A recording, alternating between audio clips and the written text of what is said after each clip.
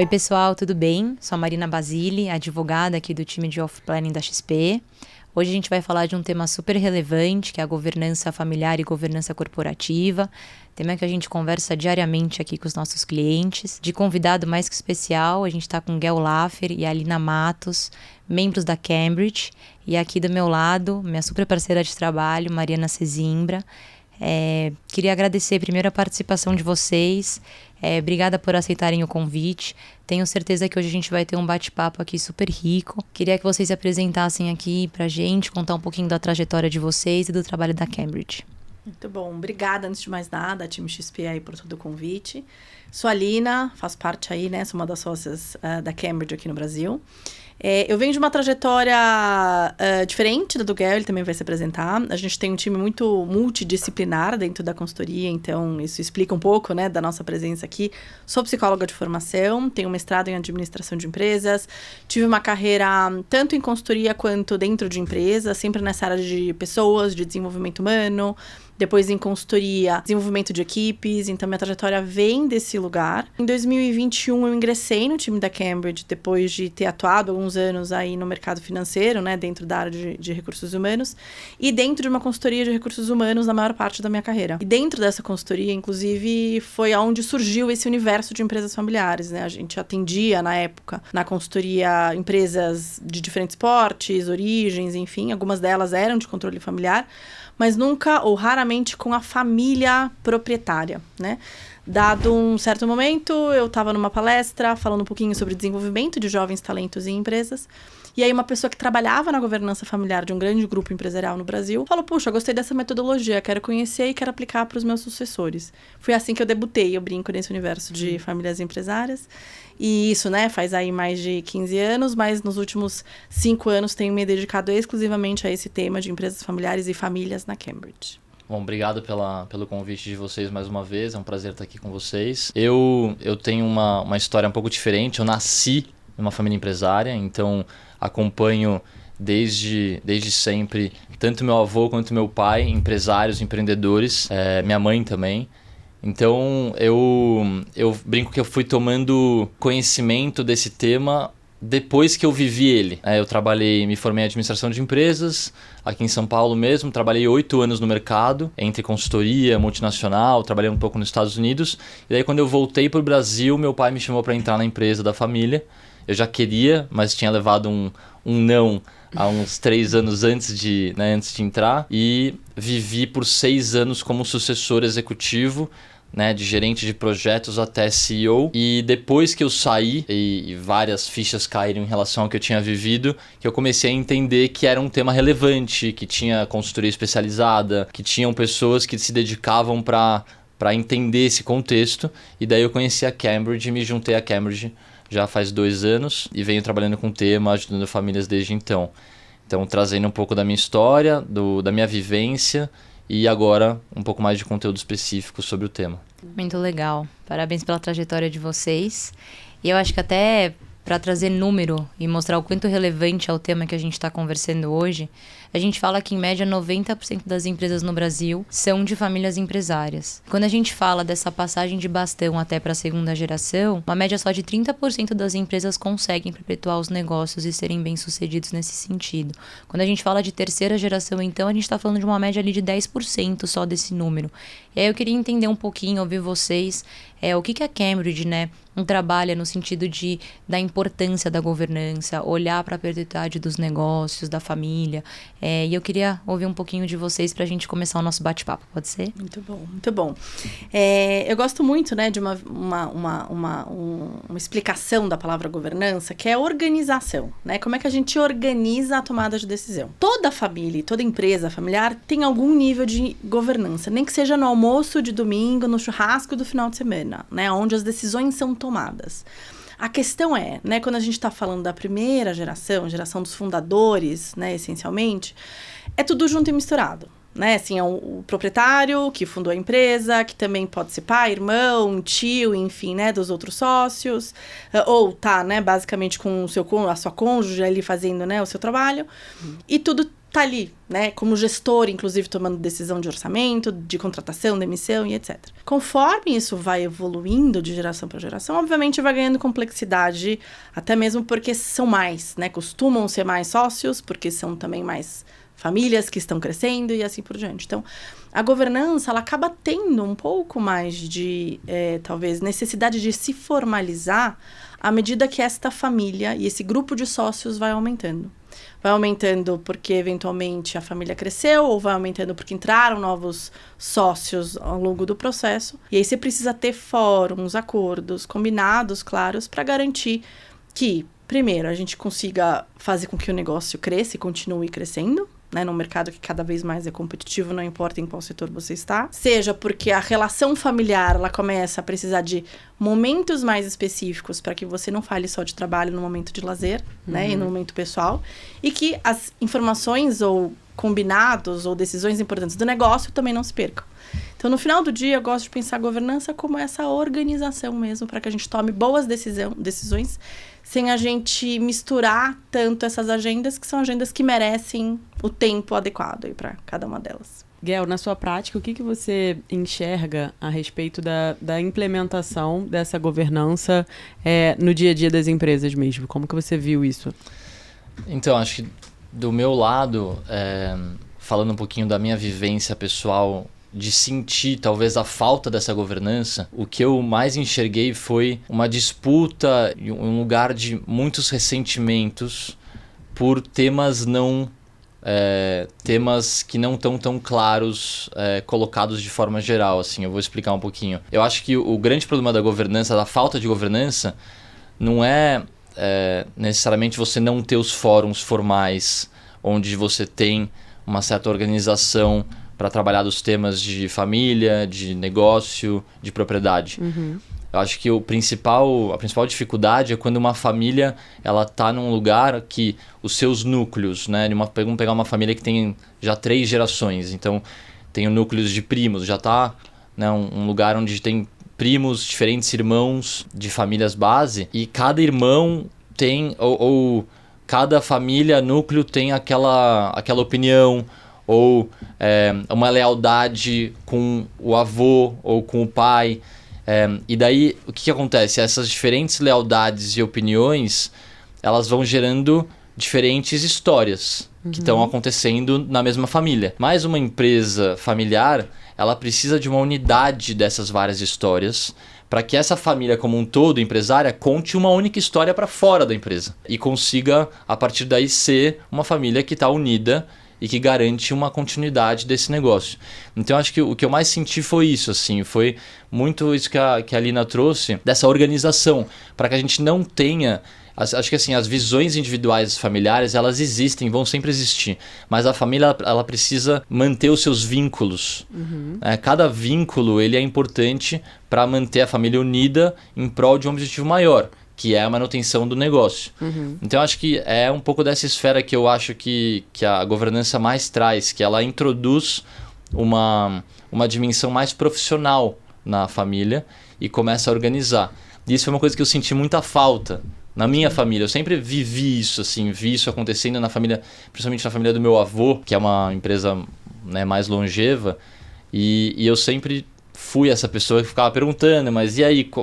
Tentando de alguma forma juntar as famílias, os núcleos. Sim. Então, acho que isso é uma das coisas que eu mais percebo da falta de governança e da importância dela. Legal. Você comentou sobre a questão dos fóruns, né? Da questão da propriedade, da família, dos negócios. Eu acho que toda vez que a gente vai conversar sobre governança, ou estudar sobre governança aqui, né, no nosso caso, muitas vezes, a gente vê aquele quadro que fala sobre esses 3 fóruns e como a interseção deles é importante, que eu acho que é um pouco o que você comentou, né? Sobre essa organização desses fóruns e trazer e uma forma de trazer isso na prática. No nosso dia a dia, a gente vê que uma forma de estruturar efetivamente a propriedade, o negócio e a família, é a implementação de certos instrumentos, muitas vezes jurídicos, como o protocolo familiar, o acordo de acionistas, que são instrumentos muito interessantes para trazer ali realmente essa organização, essa definição que eu acho que é tão importante e que quando não existe, faz falta, porque na hora que acontece um problema, a dor é muito grande.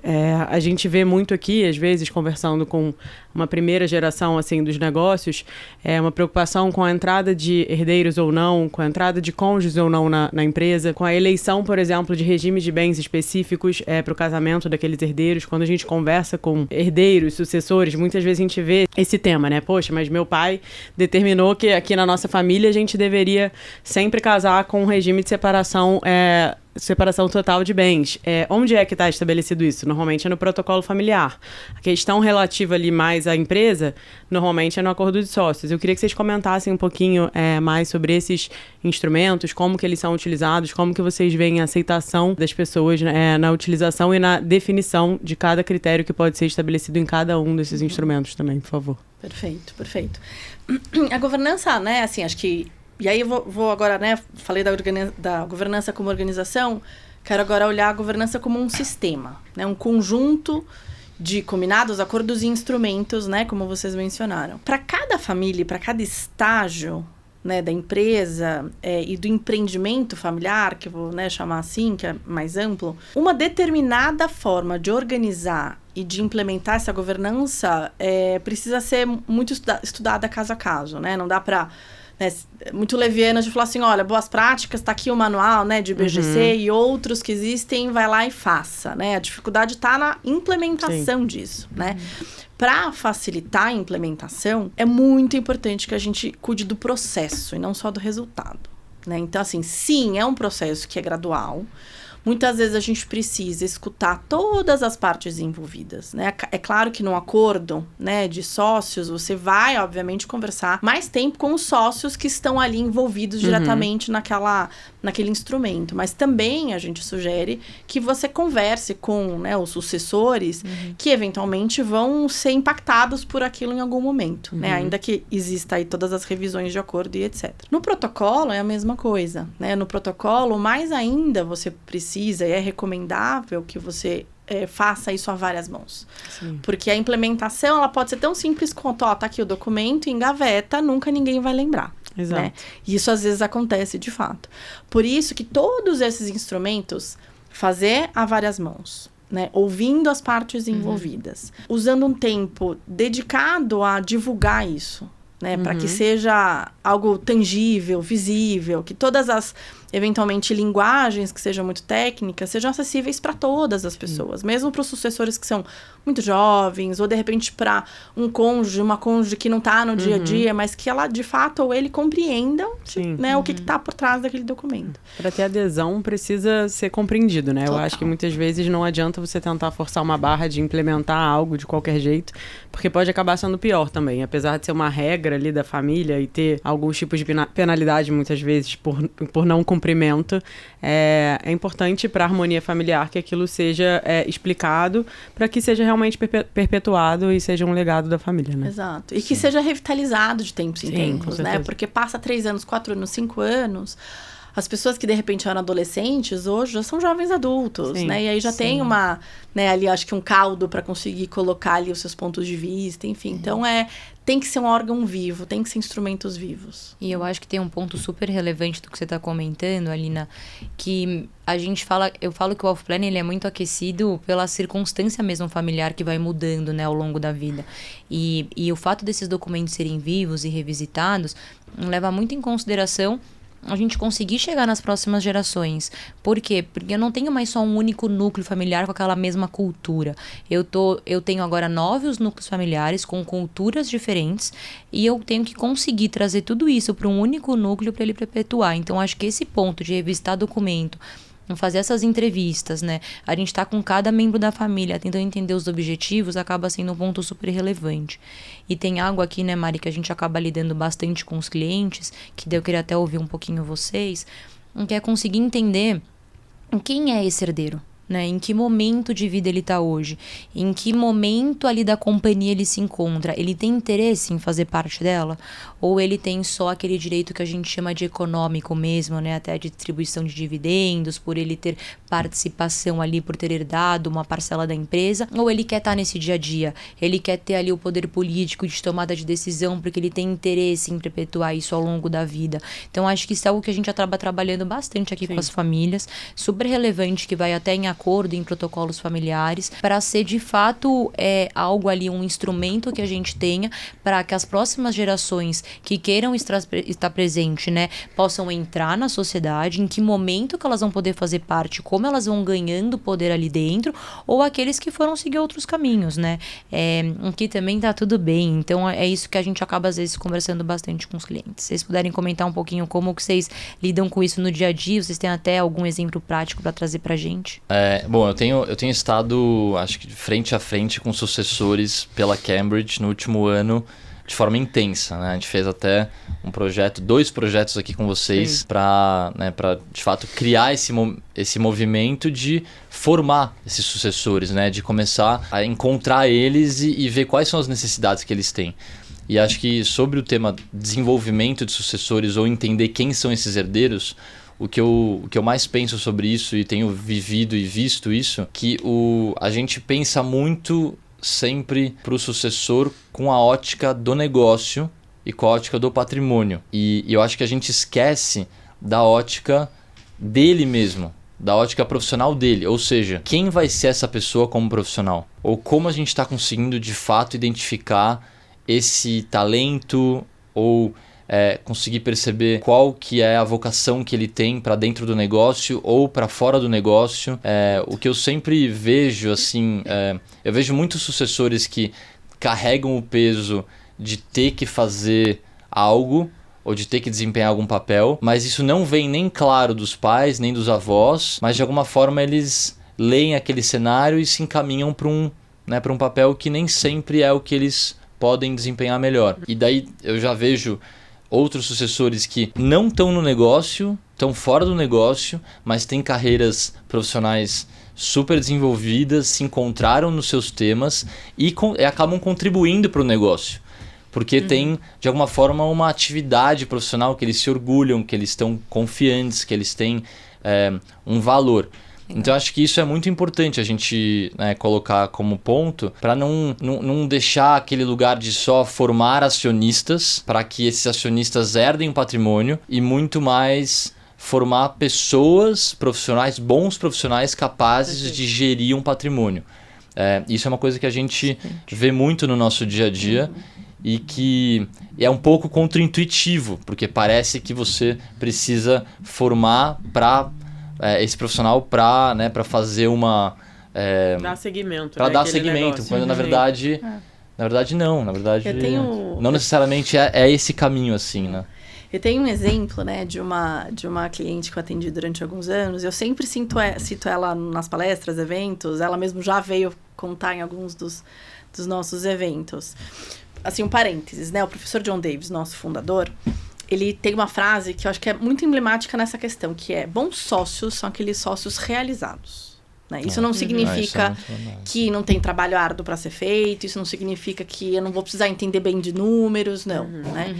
Agora, se você tem, né, uma visibilidade de aonde que seus talentos contribuem para a sua realização individual, pessoal, profissional, e como que esses talentos também podem estar a serviço da empresa e da família, se ganha outra complexidade, se atrai muito mais pessoas da família, especialmente dessas gerações que vão vindo, para contribuir. Né? E aí o exemplo que eu ia trazer é dessa cliente, ela é médica, ela é gêmea, né? Ela é a mais velha da geração dela, junto com o irmão gêmeo. O irmão gêmeo, desde muito jovem, já queria trabalhar na empresa. Eles são terceira geração, então netos, né, dos fundadores. E aí ela falou, bom, eu tô muito bem representada pelo meu irmão, vou fazer o que eu sonho, que é ser medicina. Se formou como médico, fez a residência dela, abriu o consultório, enfim. Num dado momento, né, da vida já um pouco mais adulta, ali pelos 20, talvez 24, 25 anos, ela começou a ganhar uma credibilidade com a família pela competência interpessoal dela. Ela era muito boa de diálogo. Era uma família como quase todas as outras, né, com questões de relacionamento, de conflitos, de divergências que muitas vezes não eram bem dialogadas. Ela entrava no meio do circuito, falava com o pai, falava com o tio, falava com a avó, falava com os primos, falava com os irmãos. Pouco a pouco, né, ela começou a entender, e aí a gente estava, né, justamente iniciando o trabalho né, de sucessão e governança por lá, ela se deu conta, né, de que essa habilidade dela poderia ser muito bem utilizada se ela tivesse mais técnica, né? Um pouco mais até de treino nisso. E ela foi fazer lá as formações dela de mediação de conflitos, de facilitação. Que legal. Hoje ela é, né, a líder do Conselho de Família, que depois foi implementado, né, dentro do empreendimento familiar dela, e ela tá assim, super realizada. Ela, no final do dia, ela segue atendendo, mas menos, porque ela dedica uma parte importante da agenda dela para essa governança familiar, que facilmente poderia ter sido desapercebida, né? Se a gente fosse só focar no sucessor executivo, que é muito importante. Mas você tem vários outros papéis ali para cumprir, né, como família. E que não necessariamente tem a ver com o dia a dia do negócio em si, Total. mas sim em como conseguir deixar ele de pé. Que eu acho que é até o ponto mais desafiador ali que a gente tem, né? Quando a gente fala de núcleo familiar. Não, super, super interessante esse ponto. Eu acho que aí também, até um ponto que eu queria entender, trazendo um pouco de contexto do que vocês estão comentando, talvez indo ali para nossa última, mas já trazendo um pouquinho aqui, aproveitando já que a gente tá falando desse tema, em que momento, né, que a gente consegue substituir alguém, né, para transferência ali de fato de um legado, né, para perpetuar o futuro. Eu não tô só colocando uma pessoa no lugar, mas eu tô de fato reconhecendo quem vai ser aquela que vai ser esse substituto. Se de fato ele existe, né? Se não existe, quais são os outros meios ali que a gente tem para que não necessariamente a gente tenha que acabar com a empresa ou fazer com que ela não perpetue para as próximas gerações. Eu acho que esse é uma pergunta até mais desafiadora, né? De entender quando que eu paro de só apenas trocar e substituir, mas quando eu trago alguém relevante, né? Que de fato tem esse olhar mesmo para o futuro. E eu acho que vocês devem trabalhar bastante também nesse sentido com os clientes. Comentar um pouquinho, aí também eu ficava à vontade de complementar. Acho que tem um lugar, né? De quando a gente pensa a governança e a sucessão, porque elas caminham em conjunto mesmo, pensar quem é a próxima pessoa, né? E aí é óbvio, né, que a primeira geração, que normalmente é a geração que construiu, né, do zero ou quase do zero, né, todo um legado, isso vai gerando, né, uma expectativa e até um peso, né, nas gerações seguintes de como é que eu vou conseguir ser tão competente como foi meu pai, meu tio, minha tia, minha avó, né? Mas, ao mesmo tempo, que a gente também precisa ajudar nessas futuras gerações e sucessores de que nunca vai ser uma réplica, né? Não deveria ser, e mesmo que a pessoa que queira, não tem como, né? É um outro momento, é uma outra história. Uma outra pessoa. É uma outra pessoa, com um outro momento de mundo, de mercado, de, enfim, valores, eventualmente. E aí eu queria voltar num ponto, né, que o Gael mencionou no começo, que primeiro, pensar em perpetuar legado pensar em perpetuar, sim, o patrimônio, né, do ponto de vista prático. Mas também perpetuar o que aquela família e o que aquela empresa ou conjunto de empresas e ativos no geral impactou, né, a sociedade como um todo. Porque na hora que a gente olha isso de maneira mais ampliada, a gente começa a perceber que você não vai ter um sucessor, você vai ter um grupo de sucessores. Alguns talvez mais voltados para o negócio, outros mais voltados para o legado da família, outros para o impacto social, ambiental que eventualmente a empresa tenha. Então, pensar isso como um grupo de pessoas é muito mais tangível, é muito mais prático, né? E aí a gente fala um pouco de profissionalização, né? O Gael até falou um pouco, profissionalizar, né? A governança e todos esses instrumentos que a gente falou ajudam a profissionalizar, mesmo que a família esteja ainda no dia a dia. Mas tem momentos que profissionalizar pode passar também por trazer alguém de fora. Né? Alguém de fora para liderar como principal função executiva a empresa, né, operacional, pode ser trazer, né, outros atores e outros especialistas de fora para poder agregar. Então, assim, ele vai ganhando um corpo, né, muito mais do que uma pessoa ou duas pessoas, tá? Não tem um tempo, né, eu vejo famílias, né, tem uma família que eu atendo que eles estão na 4ª geração e ainda tem familiares no dia a dia super competentes no negócio. Né? Mas você hoje tem um conjunto de coisas e pessoas e recursos que está ali apoiando, né? Um bom escritório de advocacia, né? Um bom advisor do ponto de vista financeiro, um bom conselheiro ou vários conselheiros independentes, uma consultoria que ajuda, né, a amarrar tudo isso junto. Então, vai ganhando complexidade, mas a boa notícia é que também tem muita gente especialista que apoia a amarrar essas pontas todas, né? Não sei se ajudei a responder e também... Não, acho que total. Eu queria adicionar um ponto sobre o timing disso, né? Você falou assim, em que momento a gente pode dizer que tem essa passagem ou acontece essa passagem?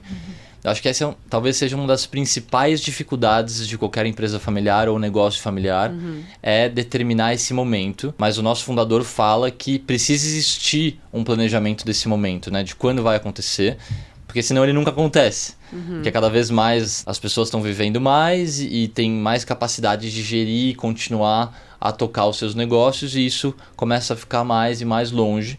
E por outro lado, a geração que vem também tem uma ânsia por viver a sua vida, tomar decisões, se haver, né, com os desafios e com o trabalho que é tocar uma empresa, e isso acaba também contrastando. Mas acho que uma das coisas mais importantes de fazer, de fato, é acompanhar, de fato, esses momentos, saber quando que as coisas estão mudando. Então, quando um fundador está tocando o negócio, ele é onipresente, ele fundou, ele faz de tudo um pouco, ele está operando o negócio e o sucessor nem está, talvez, ajudando. Depois, quando o sucessor entra, ele está ajudando o negócio e o fundador ainda está comandando. Depois a gente vai para um lugar onde o sucessor ele passa a gerir, passa a ter de fato responsabilidades sobre a gestão. Isso na carreira executiva, né? Mas a gente pode traduzir para outras atuações. E o sucedido ele vai estar nessa hora talvez mais supervisionando, ensinando. E depois, finalmente, a gente tem o lugar de que o sucessor lidera e decide, e eventualmente o sucedido está num lugar mais consultivo. Então acho que essas fases, elas são importantes de serem conversadas mesmo. E isso, acho que essa relação de pai e filho, avô e neto, filha, né, e pai e mãe, e se conversar, entender que fase é essa que a gente está, como você precisa de mim, como é que eu te ajudo, isso é o mais importante. Eu, da minha vivência, vejo que teve muita dificuldade de fazer essa conexão assim com meu pai. A gente caía num lugar de meu pai num lugar de eu tô sem um papel, né? Meu papel tá sendo dissolvido, meu filho tá roubando, tá pegando meu papel, né? Acho que é forte roubar, mas tem um lugar desse de perder o papel. Sim. E do meu lado eu tô avançando no lugar do meu pai. Então, como é que a gente faz essa simultaneidade de conseguir traduzindo esse papel para as duas pessoas não ficarem órfãs e entender que elas estão num movimento que demora, às vezes décadas? Tem uma janela, né, assim, de tempo que ela é muito valiosa, né, assim, para quem estiver ouvindo, né, que é uma janela onde você tem, né, ali os jovens adultos com 18, 19, 20 anos de idade, né, já no momento onde fizeram uma escolha acadêmica, estão eventualmente ingressando na faculdade, ou até mesmo estão saindo da faculdade, né. E os pais, né, que aí, obviamente, vai depender ali da idade, mas que podem estar na faixa dos seus 50 a 60 anos, como uma média, que ainda tem muita energia, que tem muita contribuição, que querem aí participar, né, da evolução do negócio, do empreendimento como um todo, por muito tempo. Essa janela é muito valiosa, porque você consegue ter um diálogo, né, muitas vezes um pouquinho mais técnico, um pouco mais estruturado, né, no nível de maturidade daquela pessoa, né, do jovem adulto, que também consegue acompanhar. É claro que dá para fazer isso em vários momentos, né? A gente já fez, inclusive, né, trabalhos com crianças, muitas vezes explicando não o EBITDA, né, assim, mas, obviamente, falando dos valores, o que o negócio fazia de um jeito lúdico, né? Assim como eu também já fiz com mulheres e homens que estavam ali, né, na faixa dos seus 50 anos, que nunca tinham se envolvido no negócio. Então, dá pra fazer, mas acho que essa faixa é uma faixa de tempo muito valiosa. Que aí, talvez, leve 10 anos, né? Que seja 7 anos pra preparar, pra, de repente, assumir um papel mais ativo no negócio ou na governança.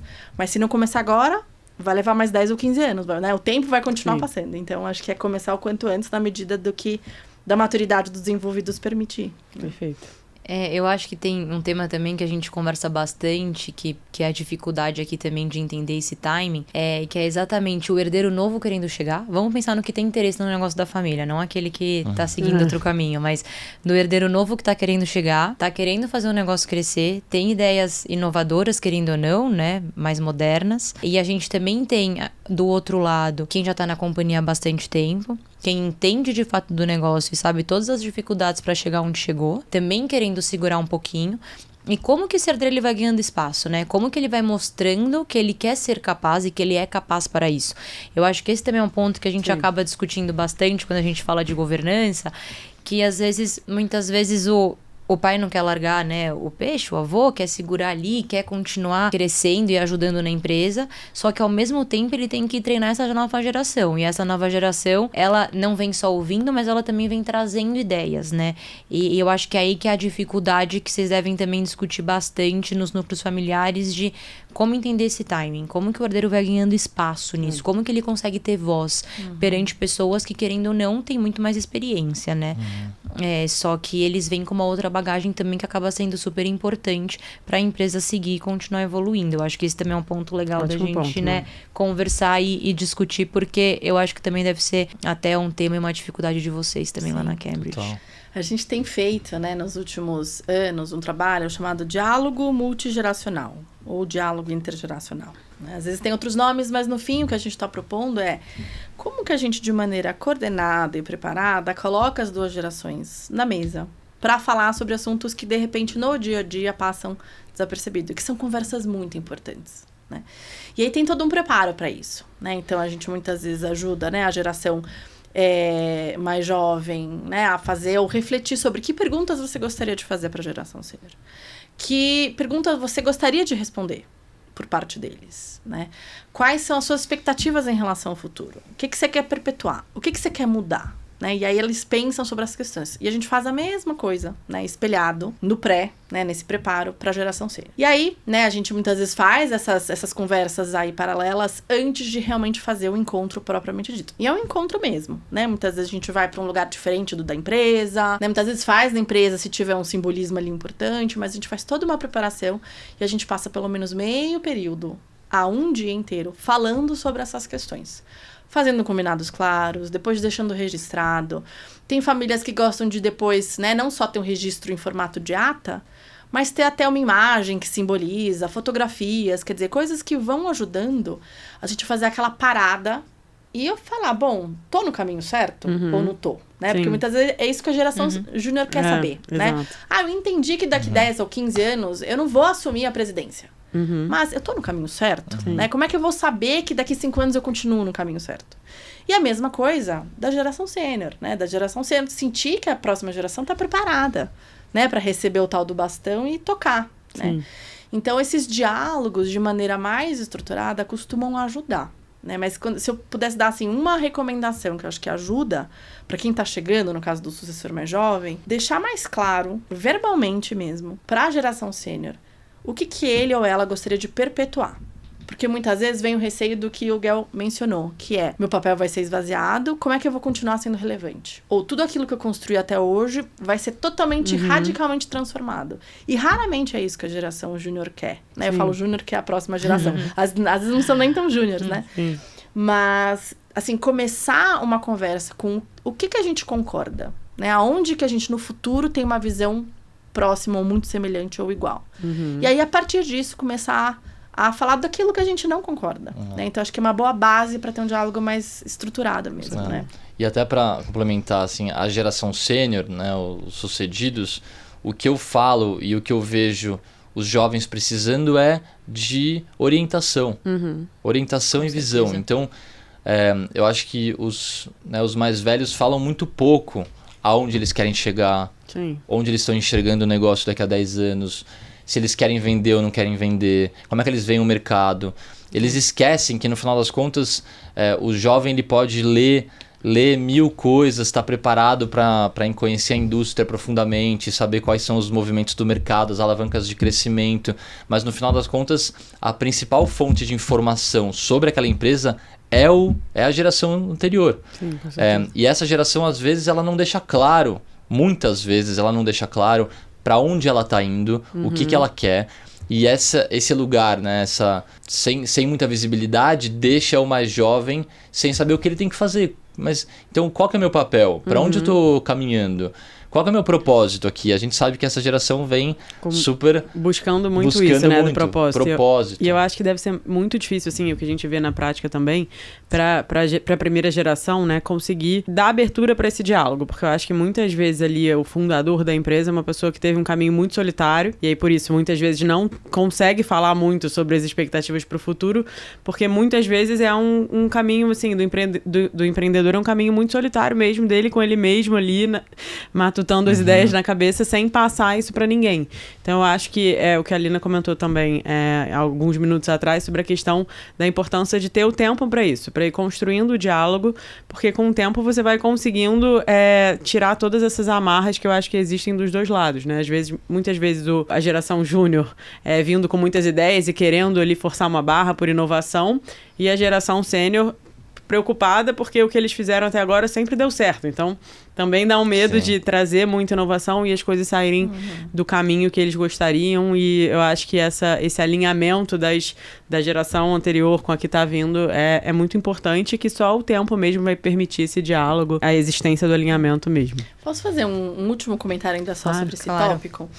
Que, né, do ponto de vista prático, né, eu tenho visto algumas famílias implementando alguns fóruns, né, de governança, alguns conselhos ou comitês que ajudam nesse diálogo, né, muitas vezes podem ter famílias que não se veem fazendo um diálogo estruturado como esse que eu mencionei, mas, né, tem um outro exemplo que é criar, né, tô lembrando de um caso específico, né, de uma família que criou um comitê de novos negócios, era um comitê que estava plugado, vamos chamar assim, né, subordinado ao conselho de sócios, né, era na ocasião uma família que tinha um conselho de sócios além do conselho de administração, né, da principal empresa, mas tinham várias novas empresas que estavam se estruturando ao redor daquele negócio principal, né, que a gente chama dos negócios adjacentes. Então são negócios que estão independentes, mas que servem muito àquele ecossistema, né.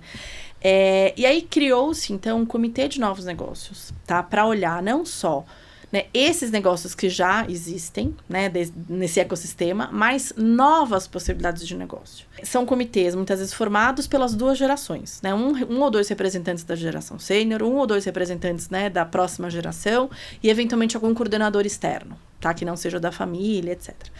E aí, dentro de uma agenda sistemática e estruturada, a geração sênior consegue dar todo esse olhar do empreendedor, que muitas vezes, né, é um aprendizado da prática, né, não é necessariamente só aquilo que se leu nos livros, que também é um caminho, mas tem um conhecimento tácito ali que no comitê, eventualmente com as duas gerações, isso surge.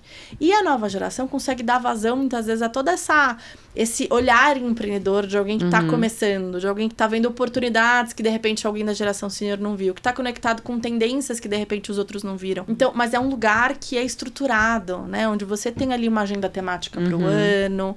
Então, essa troca, esse diálogo, ele acaba tendo um lugar para acontecer. Sim. Né? Então, isso também acaba sendo um caminho interessante para algumas famílias.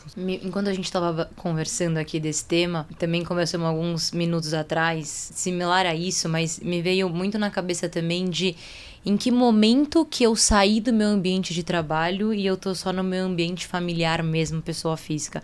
Porque deve ter essa confusão ali no fim do dia de segunda a sexta eu tô ali com meu pai, né, ou com meu avô, com os meus primos dentro da empresa. Em que momento eu vou almoçar de domingo e eu aprendo que esse assunto não vai ser colocado em pauta porque é meu dia de descanso. Eu acho que então, acho que tem um pouco disso, né, Mari, também. A importância dessa conversa estruturada que a Alina comentou, eu acho que é justamente isso, você delimitar o espaço para falar sobre aquilo.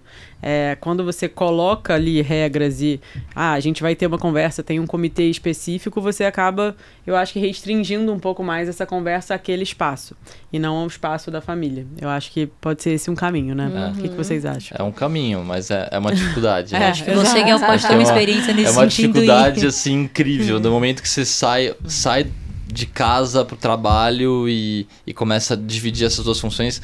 Eu lembro que meus pais demoraram uns 2 anos para começar a me chamar de Guel no trabalho. Eles chamavam de filho.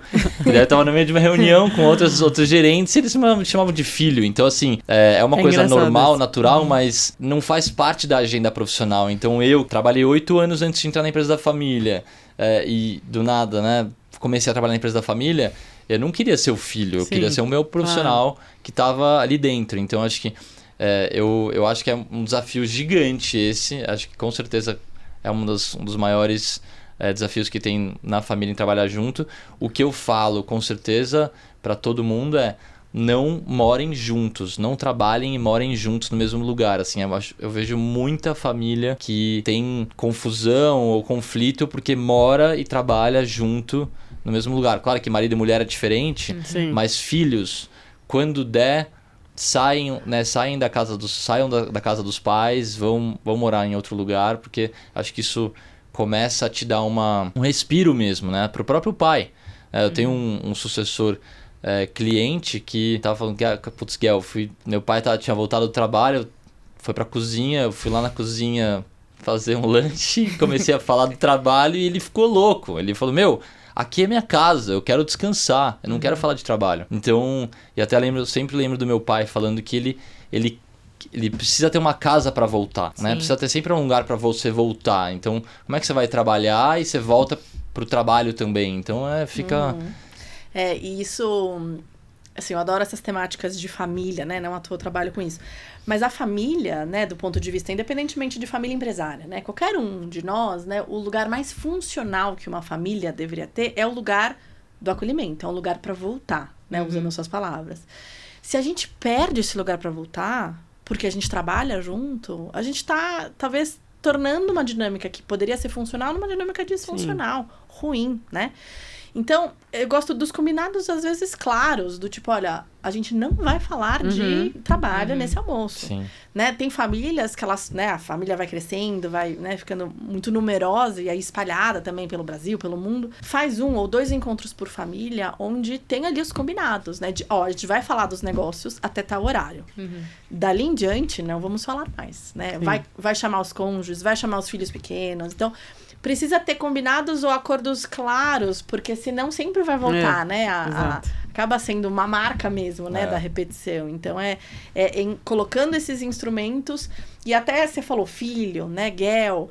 Eu já vi muitas famílias que no trabalho chamam o pai ou a mãe de nome e em casa chama de pai e mãe. Então, na hora que eu tô numa conversa, na hora que eu uso aquele nome, eu já tô simbolizando que a conversa é sobre um lugar e não sobre o outro. Né? Você já inaugurou um lugar profissional. A gente vê isso também no dia a dia com os clientes, assim, e eu acho engraçado até que eles se chamam pelo nome, pais e filhos, e a gente sabe. E aí, várias vezes, outro dia mesmo, eu tava em alguma reunião, eu saí da reunião e comentei com quem tava comigo na reunião. Engraçado, né, como eles se chamam, porque realmente é diferente, mas realmente delimita. Eu acho que é muito importante. Legal. Guel, Alina, para finalizar aqui, o que vocês acham, assim, o que vocês veem no dia a dia de vocês como principais objeções para a implementação da governança no fim do dia? Legal. E o que vocês veem de caminhos para sair dessas objeções? Tem uma, né, que eu entendo que eu já escutei pelo menos, né, de algumas pessoas, que é um processo muito caro, eu sou uma empresa pequena, ou então eu sou uma empresa, clássico, né, não preciso de um conselho, né, isso aí é só para empresas, né, que estão ali num patamar X, ou que estão com capital aberto, enfim. Não tô em idade para isso ainda. Não tô ainda em idade, enfim. E eu digo que é sobre organizar as conversas, mesmo que você continue fazendo a reunião, né, que você já faz, só que com uma pauta delimitada, né? Então, vou dar um exemplo, né, de um cliente que eu atendi ano passado. Eles, né, era um exemplo como esse, não queriam construir, né, um conselho, etc, etc, mas que tinha uma série de assuntos, né, de patrimônio, né, do tipo, puxa, a gente esse ano vai querer comprar mais um imóvel, o negócio deles principal não era imobiliário, mas eles usavam como uma estratégia de diversificação. E na mesma reunião discutiam sobre, né, uma funcionária que estava já com tempo de casa, de aposentadoria, de sair, e quem ia contratar. Então, os assuntos misturados, né? E aí, num dado momento, os filhos, já numa idade adulta, também queriam ir trabalhar na empresa e começou uma discussão se podia ou não podia. De novo, tudo junto e misturado, né? E aí, o que a gente, né, dentro ali das conversas e do diagnóstico que a gente fez foi, por que não implementar, né, uma reunião, não vamos nem chamar de conselho, mas uma reunião por mês, onde vocês vão dividir essa reunião em 3 assuntos diferentes. Patrimônio, negócios, né, gestão e família. E aí, e mesmo que você tenha pouco assunto, né, de família para falar, pula naquele mês e eventualmente volta no outro, né? Ou pula de patrimônio e volta no outro. Mas você tem e começa a criar essa disciplina, essa musculatura. Então, começa pequeno. Começa com quem você tem, mas organiza a agenda para que no dia a dia esses chapéus não se confundam. Quando eu digo os chapéus, é o chapéu de dono, o chapéu de gestor, o chapéu de pai, de filho, né? Então, Começa pequeno e vai evoluindo conforme for produtivo, né? Não é para ser burocrático. Então, eu queria fechar, né, pelo menos a minha parte aqui antes de passar para o Gael. Governança não precisa ser burocracia. É um meio que ajuda a organizar e preservar o nosso patrimônio, a fazer evoluir o nosso negócio e manter as nossas relações familiares. Então, é para isso que existe. Perfeito. Bom. Não, acho que eu só queria complementar com objeção. Isso que a Lina trouxe é o cerne, né? De conseguir, de fato, iniciar. E muitas coisas na nossa vida a gente acha que é caro, complexo, difícil. Sim. E acho que uma das coisas que até a inteligência artificial mais trouxe é essa facilidade de iniciar as coisas. Né? É muito fácil você... não sei se isso vai ser bom para o burnout ou não. Então, que as pessoas vão começar a fazer várias coisas ao mesmo tempo. Mas é fácil você iniciar alguma coisa. Sim. Então, o que eu vejo de objeção é muitas pessoas ficam na cabeça achando que é um bicho de 7 cabeças e que é muito difícil de começar. E é isso que a Alina trouxe. Às vezes é você ter fóruns informais onde você vai conversar sobre determinados assuntos e começar a organizar a tua agenda com teus filhos, com teus netos. Que seja até, vou fazer 90 anos e quero fazer um filme, né, da minha vida com depoimentos de vocês. Isso já é um começo que pode desencadear num lugar mais profissional e de fato indo para o negócio, para o patrimônio.